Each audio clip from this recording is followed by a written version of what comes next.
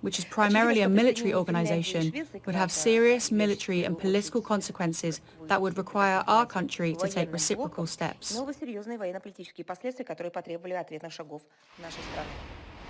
Well, joining me now is Professor Alexander Stubb, the former Prime Minister of Finland. Very good to see you this afternoon. Thank you very much for your time.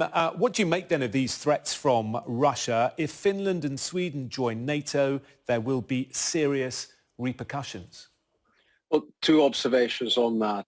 First is the short term. I don't think there is a direct threat to Finnish or Swedish security at the moment, and that's the assessment that we hear both from our political leadership and also our military. The second observation is that the person speaking there, I think, was a spokeswoman of the Foreign Ministry, Zakharova, and we have heard these words uttered before, both from Putin and from Lavrov. So in that sense, it's nothing new. But I can say, however, that whatever Putin is doing at the moment, the figures in favor of NATO membership, both in Finland and Sweden, are going up. Yeah, I was going to ask you about that. What is the Finnish population's view on joining NATO? Well, I can only give you a Swedish view based on data, because today there was an opinion poll published in Sweden where for the first time in Swedish history, there is more people in favor than against. It was 41% in favor, 35 against, and 25 undecided. And remember that Sweden has been much more skeptical about NATO membership than Finland. So I would expect, without being too rash on this, that the first opinion poll that comes out in Finland, if it comes out next week, we're going to see for the first time in Finnish history a clear majority in favor of NATO membership. So in that sense, whatever strategy Putin had, it has gone horribly wrong for him. Well, that's right, isn't it? Because, of course, Finland famously militarily neutral since the Cold War, but Russia is right on your doorstep. Yeah, sorry, I have to. I think this is an international fallacy. Finland is not a neutral state. And I say to everyone and every international media, Finland has not been neutral since the Cold War. We do not belong to a military alliance, but we're full members of the European Union, including the Solidarity Clause 42.7. We are in very close partnership with NATO. Our military is completely NATO compatible, actually more NATO compatible than many of the NATO member states. In the early 1990s, we bought over 60 F-18s. Now we've just purchased 64 F-35s.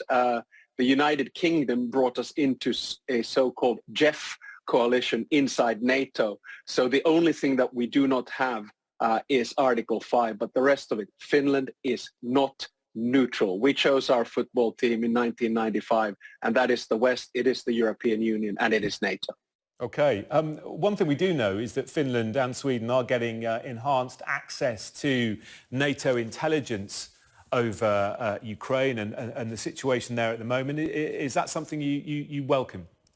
Yes, definitely. And that was a decision that was taken yesterday in the NATO summit in the so-called 30+2 format, and the two meant Finland and Sweden. So now there's this exchange of intelligence. And, I think that NATO, the United Kingdom, the United States, and many other NATO states fully understand that for security up in the northeastern corner of Europe, Finland and Sweden are crucial. And therefore, I think any exchange of information is important. Just to give you the figures, Finland has 1,340 kilometers of border with Russia. Ukraine has roughly 2,000 kilometers of border with Russia, and the distance from Finland or from Helsinki to Kiev is roughly 1,500 kilometers. That's 300 less than the distance that we have from Helsinki to Brussels.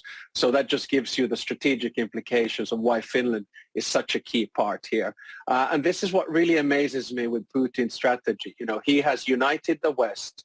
He has rejuvenated NATO. He has given NATO a new sense of purpose. He is in the process of isolating his country totally and fully. He is in the process of Europeanizing Ukraine. So from his perspective, short-term might look good, but long-term looks, I think, quite grim.